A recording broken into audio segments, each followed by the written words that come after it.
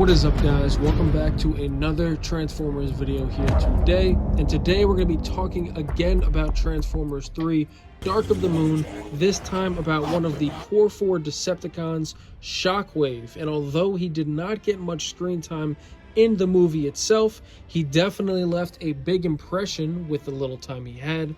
A great design and definitely a menace when he was on screen. But today I wanted to explore a little bit about where he was before he showed up in Dark of the Moon. He was obviously on Earth leading into it, but what was he up to? What was he doing? Let's try to dive into that right now. Let's get right into it.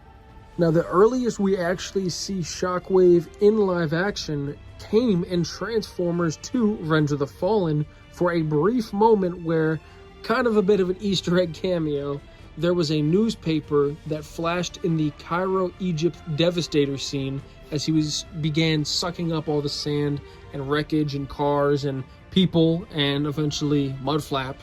But there was a newspaper article that came flying past that had a picture of Shockwave on it that said mysterious robot spotted. And this image of Shockwave is very reminiscent of the G1 Shockwave design, and actually kind of similar towards the PSP Shockwave design of that old PSP game for the 2007 Transformers game. Maybe even more similar to the 2007 game itself, not the PSP, just the general one that was released on PlayStation and Xbox.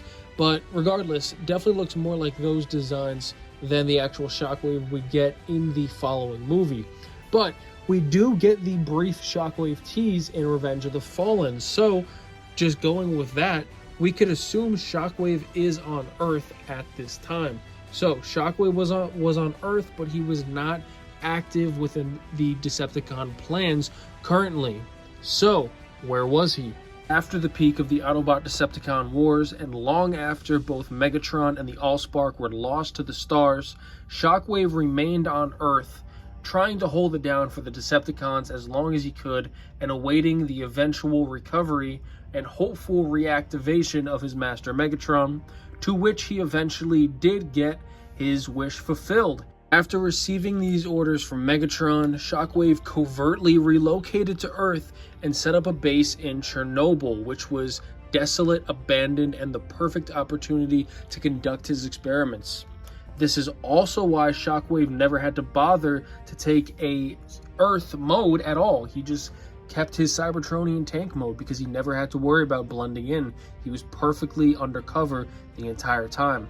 No humans can get close, and no Transformers had any reason to venture out there. This is also why the Driller Bot was able to be perfectly undetected, being a gigantic Cybertronian being. He was able to just chill underground. He had all the tunnels in this Chernobyl area. While this was perfect for Shockwave's experiments, it was also essential for setting the stage for the next part in Megatron's ultimate plan, for which he had first established with Sentinel Prime back during the war on Cybertron. This, of course, was to set the Cybertronian ship piece that was from Sentinel's ship in Chernobyl to draw the humans and eventually the Autobots in with Optimus, because of course Megatron's ultimate plan was for Optimus to find the ship piece, to question the humans, to go to the moon, find Sentinel, and reactivate him, because he was the only one who could, after Optimus was of course the one bestowed with and revived with the Matrix of Leadership. That was the only thing that had the power to revive Sentinel and then allow Sentinel to activate the pillars, the space bridge technology known only to him, to pull Cybertron to Earth. At Chernobyl, while Shockwave briefly engaged Optimus and the Nest forces, he could have gone on for a full-on force engagement, but he chose to retreat. He was being tactical. This was Megatron's ultimate plan. He didn't want him to engage him here. While he probably could have given Optimus Prime a run for his money, he was solo here. He just had a small task force of humans, and this was the full force of the Driller Bot and Shockwave, catching Optimus kind of off guard. But this was, again, all part of the ultimate plan. So it was getting Optimus on edge while not necessarily showing their hand with the fact that he let him get away with the piece, because Optimus still thought Optimus had to fight for the ship piece. The driller bot made it look like he was trying to get away with it. So Shockwave was smart. So even though we only got 2 minutes of Shockwave in this movie, he's still being smart, cunning. You could say he's following a plan, but Shockwave is being smart here. He's being the Shockwave we always knew.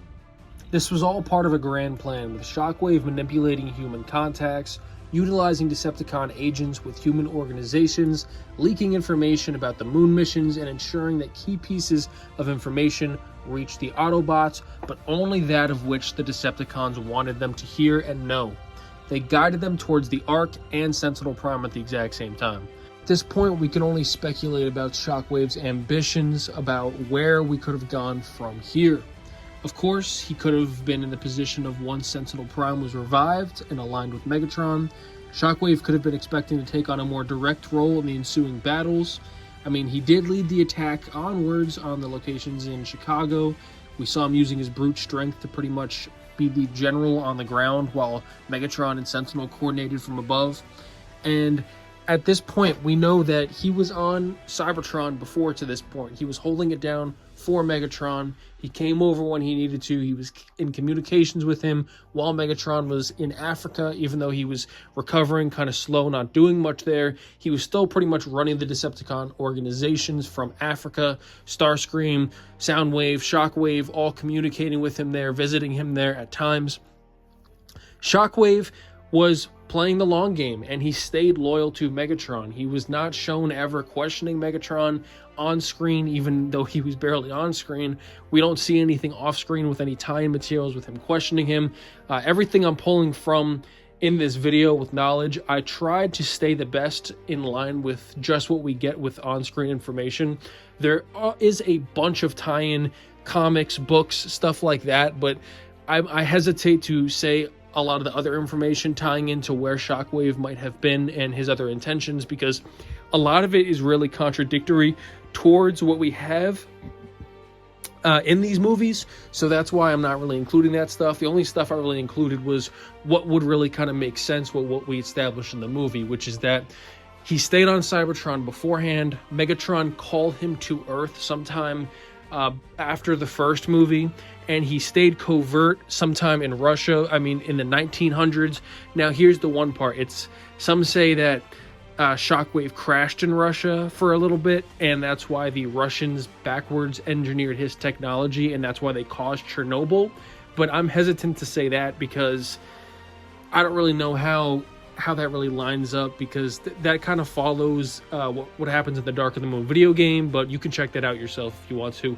I'm trying to stick with, like I said, more realistic to what happens with the movies. So really, let me know what you guys think. Do you go with what the games say, what the movies say?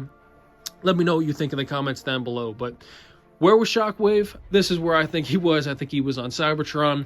He came to Earth. He was operating covertly, and then he perfectly helped Megatron execute the plan to get Sentinel back. He expected he expected the plan obviously to go well. He didn't expect to get absolutely obliterated by a juiced up, rejuvenated Optimus Prime, and he probably expected to help lead the efforts on Cybertron. He wanted to probably get back to his labs, get back to work, and get back to being a leader, a pivotal leader in the Decepticon government that he thought was going to be taking over the newly established Cybertron in the Earth orbit with all of their lovely human slaves. But of course, we know that did not work out, and Optimus shut it down. But another video I could be making soon is, what if they did not change that ending that got leaked in the original ending of Dark of the Moon, where Megatron and Optimus actually did have a truce, and Optimus didn't go full Bayverse Prime and rip his head off at the end.